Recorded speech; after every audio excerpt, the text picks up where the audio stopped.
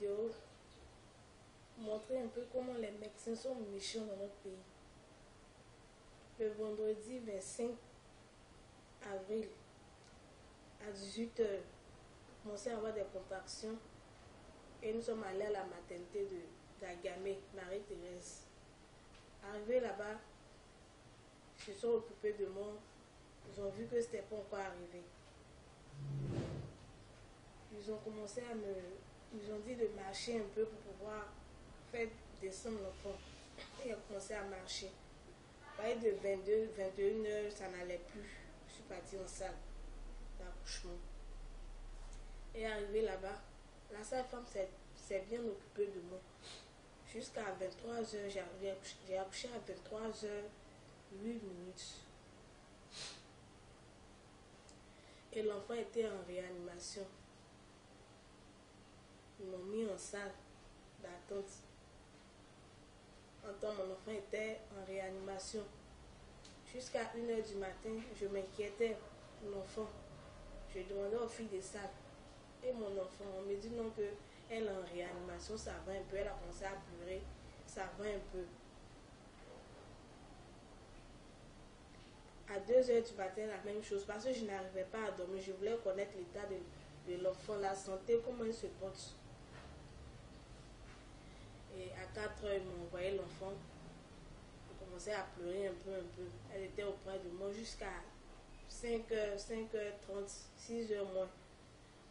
Ils sont venus partager les carnets pour dire qu'on peut partir. Je dis, l'état de mon enfant, je pense que l'enfant ne se sent pas bien parce que sa respiration n'était pas bonne. Et la dame, la sage-femme, nous a donné un papier pour aller au CHU de Cocody. On a emprunté un taxi pour aller au CHU de Cocody. Arrivé là-bas, nous sommes allés en pédiatrie, au 5e étage. Dès qu'on a tapé la porte, la femme n'a même pas pris la peine de voir le résultat de l'enfant. Elle nous a carrément dit qu'il n'y a pas de place. Il n'y a même pas de place pour hospitaliser l'enfant. Donc, je ne sais pas ce que je peux faire pour vous. Étant en larmes, on a pris l'enfant, on est descendu. Et un agent du CHU qui nous dit qu'il y a une clinique aux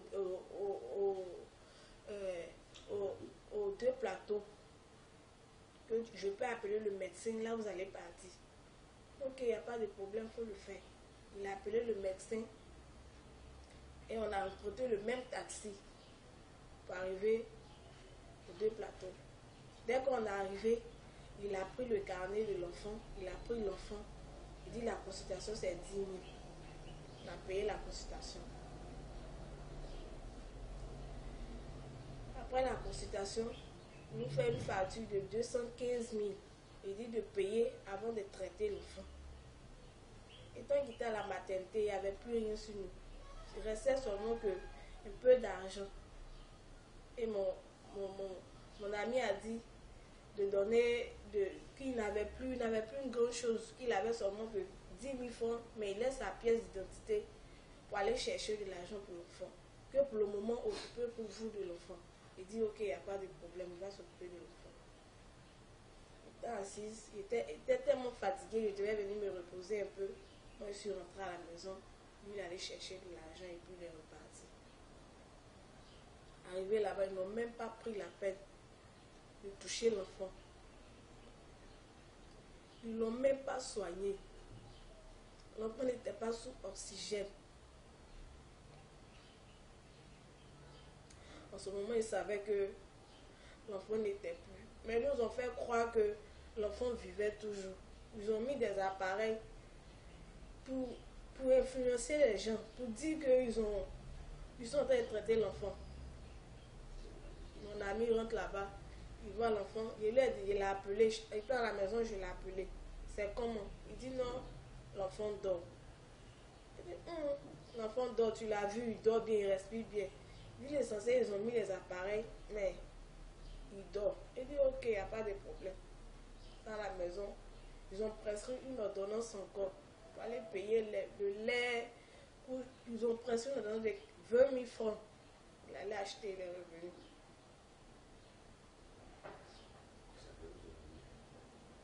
Et sa grande soeur nous a sa grande soeur l'a trouvé à l'hôpital, à la clinique, disant qu'elle voulait voir l'enfant. On dit non, tu ne peux pas voir l'enfant.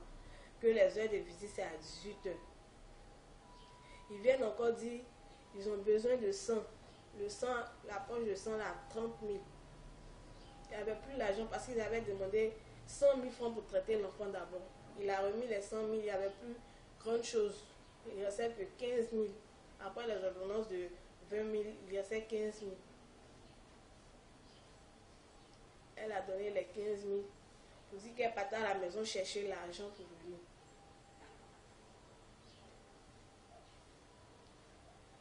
Elle est partie. Chez moi-même, ma tante qui est arrivée là-bas, qui voulait forcément voir l'enfant, l'état de l'enfant. Au moins, si on pouvait dire, même si ce n'est pas ma tante qui devait voir, le père pouvait voir l'enfant. Mais il refusait de montrer l'enfant. Il refusait même que les personnes qui étaient à côté pouvaient regarder l'enfant. Il refusait ça. Tellement il voulait le reste de l'argent parce qu'il restait 172 000 ce jour-là à donner. Au moins, si vous avez sauvé l'enfant, est-ce que l'argent ne va pas venir? Ça allait venir forcer. Mais ils ne l'ont pas fait. À 18 heures où ils devaient aller voir l'enfant, comment l'enfant se portait, le médecin les appelle pour dire, ah, venez dans mon bureau. Arrivé là-bas, il dit, je suis désolé que l'enfant est décédé depuis 14 heures. Et depuis 14 heures, il donnait toujours des ordonnances. Il prenait l'argent pour payer le sang.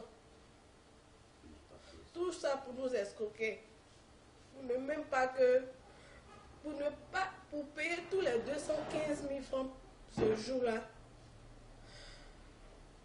Vraiment, ça me fait trop mal parce qu'ils ne se sont pas occupés de mon enfant.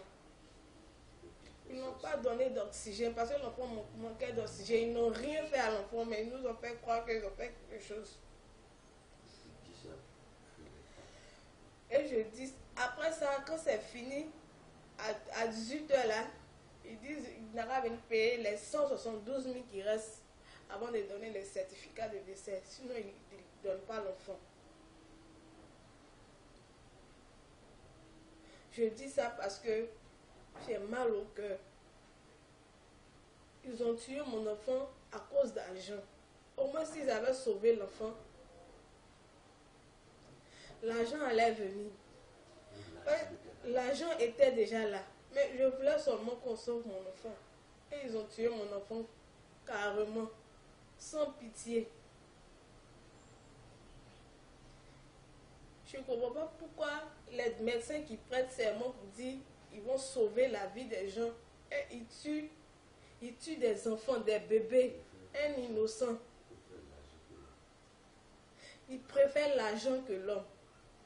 Et pour ça, mon enfant est décédé. À manque d'argent, ils ont tué mon enfant. À cause d'argent, ils ont tué mon enfant. Parce que l'argent était déjà là. Au moins, si vous avez sauvé l'enfant, est-ce qu'il peut fuir à son enfant sans payer? Et je dis ça pour ne pas que ça se répète dans les cliniques, dans les hôpitaux, même au CHU.